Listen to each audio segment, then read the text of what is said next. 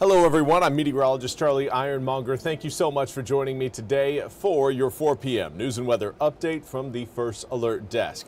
Now we've got some good news for those of you who may be doing some traveling this holiday. Of course, Thanksgiving coming up on Thursday, and many Americans, not just here in Eastern North Carolina, but across the board, are traveling to go see family or just celebrating the holidays with loved ones.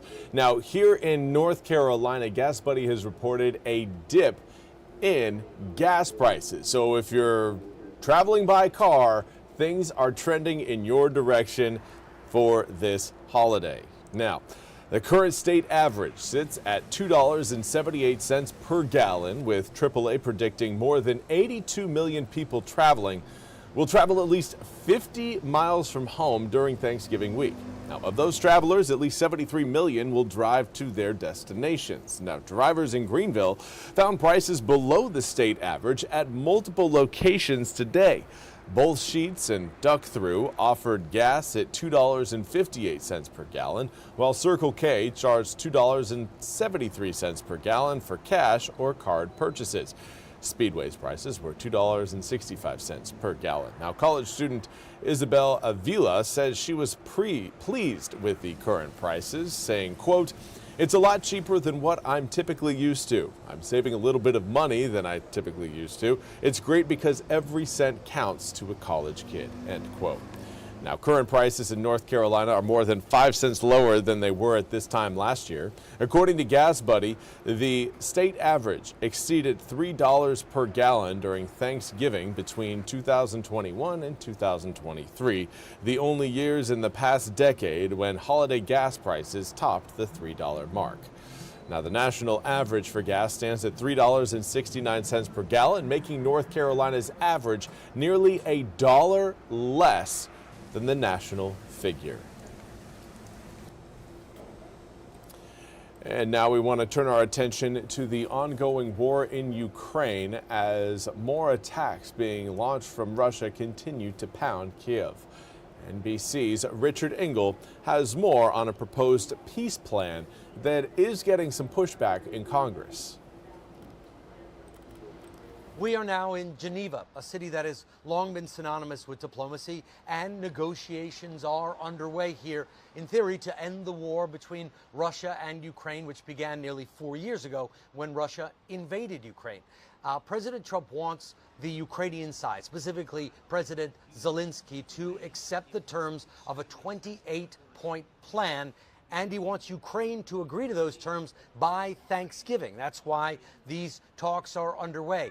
There are no Russian officials here. They're not a part of this process. This is between the American side and the Ukrainian side, and President Trump is piling pressure on Ukraine once again, saying that Zelensky's not being appreciative, that if Ukraine doesn't accept these terms, then Zelensky can, quote, fight his little heart out for as long as the war continues. And critics and many Ukrainians say that these terms favor Russia, that they are effectively the same terms that President Vladimir Putin has been asking for quite some time now. And according to this 28-point plan, Ukraine would have to give up territory in the east, limit the size of its armed forces, remain neutral in all future security arrangements. The Europeans have put forward their own peace plan, which is reportedly more favorable to Ukraine.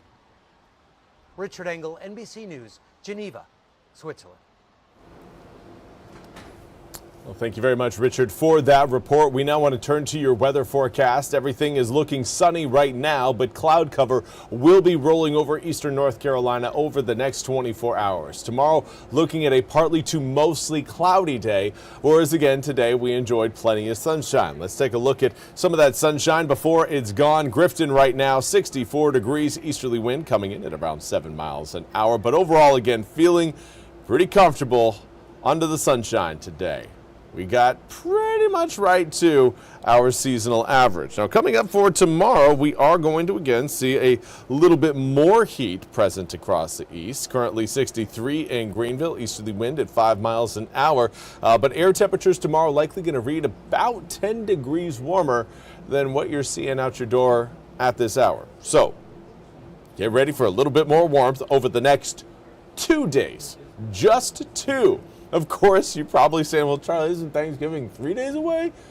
Is there any way we can stretch this warmth out? Well, unfortunately, no. We're going to have a cold front, multiple cold fronts actually, roll over eastern North Carolina on both Thursday, Thanksgiving, but really more so Wednesday into Thanksgiving. Here's a look at kind of the setup for the first one. We'll see more of a southerly breeze tomorrow, and that's going to bring up more heat, more humidity, and hopefully lead to a few rain showers getting squeezed out over eastern North Carolina coming up Tuesday evening through Wednesday morning. Over that time period, again, we are expecting a few isolated spot showers, maybe a stray downpour rolling over eastern North Carolina. Not going to encompass all of the east, but there will certainly be a chance of rain across the area that will hopefully, again, wet our dry ground.